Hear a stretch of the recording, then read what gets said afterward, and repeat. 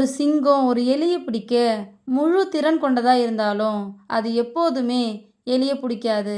நம்மளாலையும் சில விஷயங்களை செய்ய முடியுங்கிறதுனால அதை செய்யணுங்கிற அவசியம் இல்லை. ஒரு எலியை சாப்பிட்டா சிங்கத்தோட பசி தீராது. அது மட்டும் இல்லாமல் எலியை துரத்துனா சிங்கம் டயர்டாக தான் ஆகும். அதனால தான் சிங்கம் பெரிய விலங்குகளை சாப்பிடுது.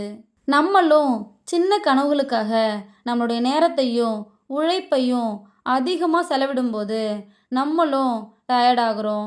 ஒரு பெரிய கோலை செட் பண்ணி அதுக்காக தொடர்ந்து உழைச்சா கண்டிப்பாக நம்மளாலையும் ஜெயிக்க முடியும். ஓய்வு நேரத்தை எப்படி பயன்படுத்தலான்னு ஒரு இளைஞர் அவங்க நண்பர்கள்கிட்ட கேட்டாராம்.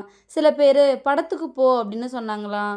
சில பேர் ஃப்ரெண்ட்ஸ் கூட டைம் ஸ்பெண்ட் பண்ணு அப்படின்னு சொன்னாங்களாம். இப்படி ஒவ்வொருத்தவங்களும் ஒவ்வொரு பதிலை சொன்னாங்களாம்.